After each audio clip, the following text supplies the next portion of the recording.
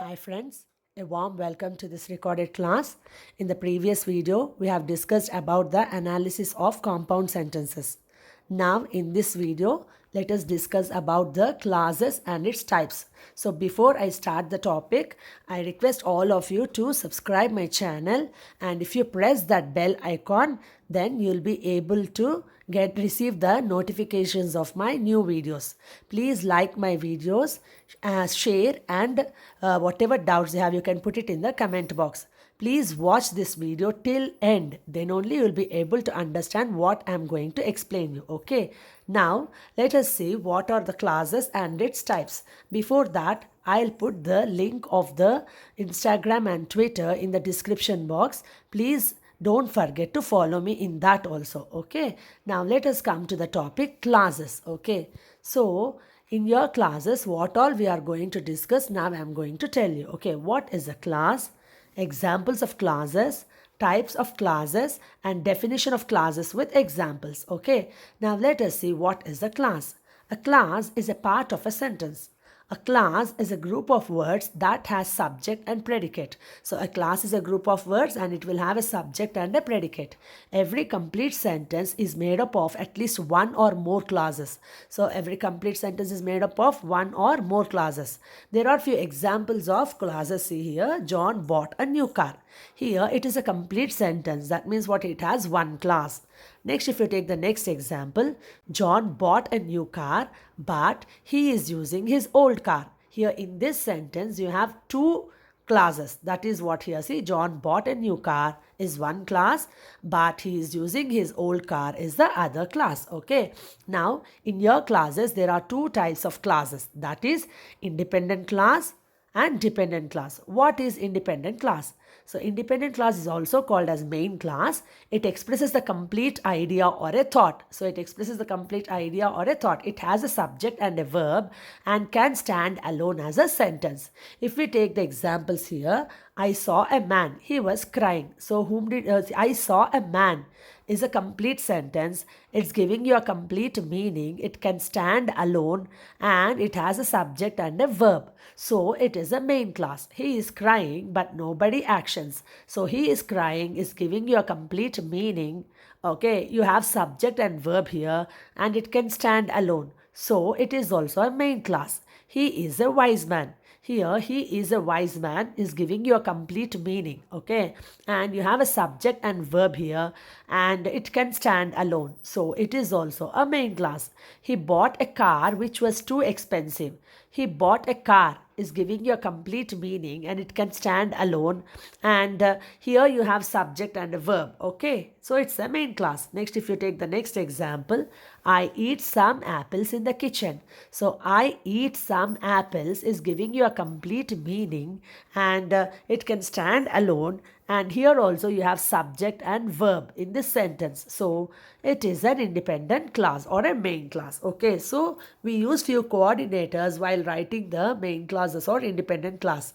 What are they? Let us see here. And, but, yet, so, or, etc. Next, let us see what is a dependent clause. Okay, dependent or subordinate clause, we also call it a subordinate clause, is that clause which as alone means what, if we take it alone, cannot express the complete meaning. Let us see here. I saw a man who was crying. See here, I saw a man is giving you a complete meaning, whereas who was crying is not giving you a complete meaning. It is depending on the main clause, I saw a man. So who was crying is a dependent clause or a subordinate clause. He bought a car which was too expensive. He bought a car is giving you a complete meaning. So it is a main clause. Which was too expensive is not giving you a complete meaning. Okay, so it is a subordinate clause. She does not like the people who smoke. Here, she does not like the people is a main clause. Okay, it's giving you a complete meaning. Whereas if you take who smoke, it doesn't give you a complete meaning. So it is a subordinate clause. I know the girl who took my pen. Here, I know the girl is giving you a complete meaning. So it is a main clause. Who took my pen is not giving you a complete meaning. So it is depending on the main clause. So it is a subordinate clause. I met a boy who had helped me. Here, I met a boy is a complete, it's giving you a complete meaning. So it is a main class. Who had helped me is not giving you a complete meaning and it can't stand alone. So it is a subordinate class. So in your subordinate classes or dependent classes, you have three types. What are these here? Noun class, adjective class and adverb class. Okay. What is a noun class? A noun class is a dependent or a subordinate class that plays the role of a noun. That means what? It will act as a noun. If we take here, there is a name of a person, a place or a thing.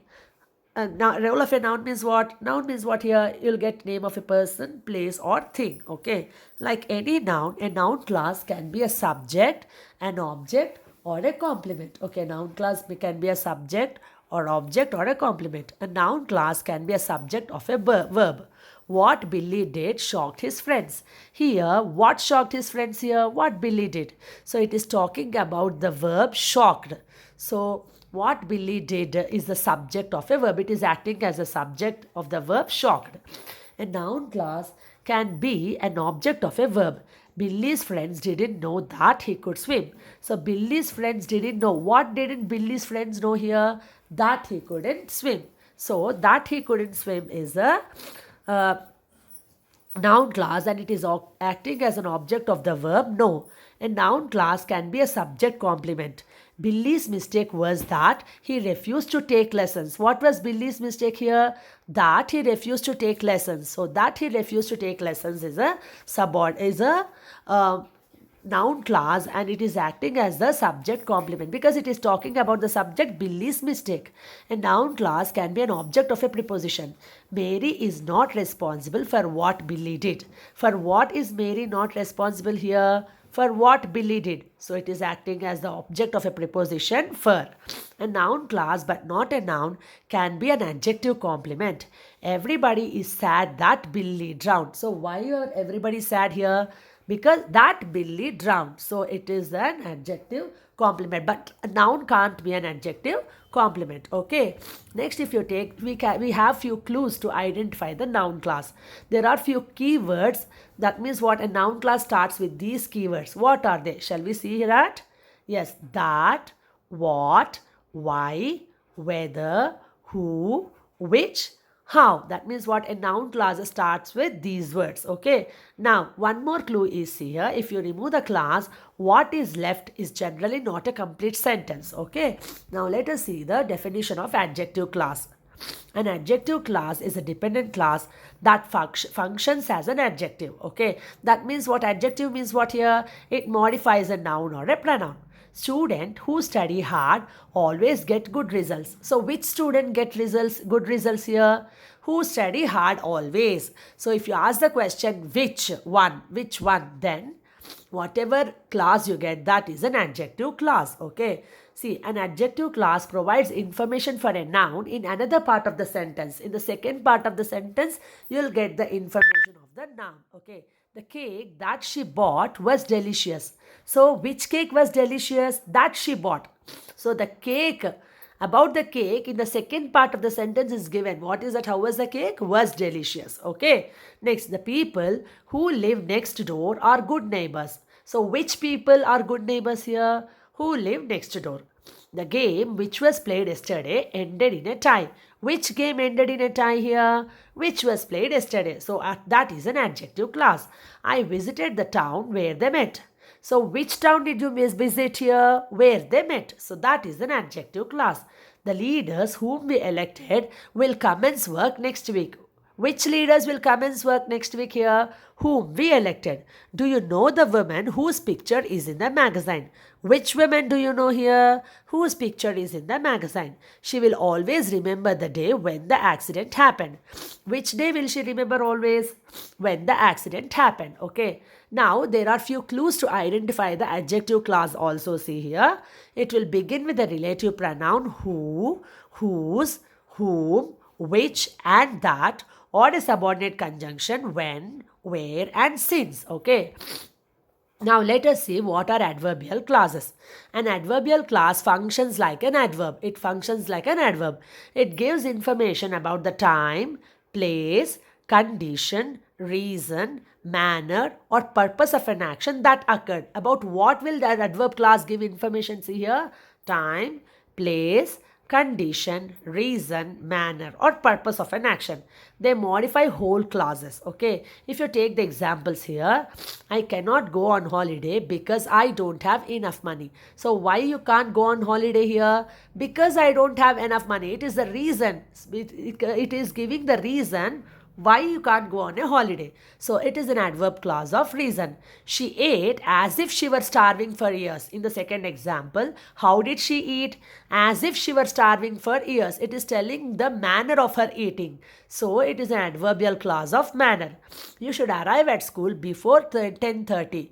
When you should arrive at school? Before 10:30. So it is talking about the time. So these are adverbial clauses of time.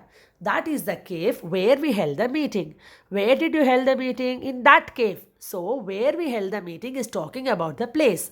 So it is adverbial clause of place. Unless you are too tired, let's go for a walk at the park. Means what? Till you are tired, let's go for a walk for a park. It's talking about the condition. So it is adverbial clause of condition.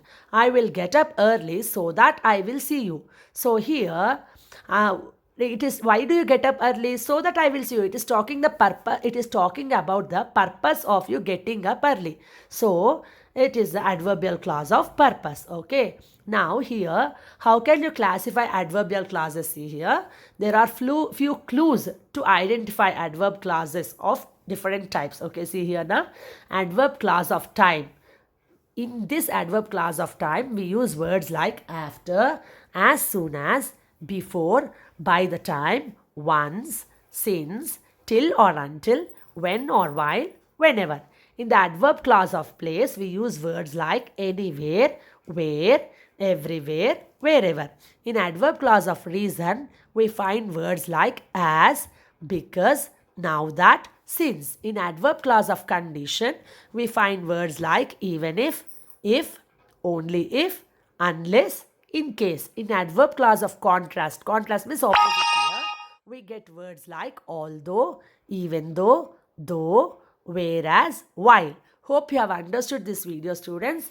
Please watch this video till end, and please don't forget to subscribe my channel, press the like button and share my video, and whatever doubts you have, you can put it in the comment box. And if you press this bell icon, then you'll be able to get the notifications of all my new videos. And I'll put the link of Instagram and Twitter in the description box. Please follow me in that also. Thank you very much, students. Thank you.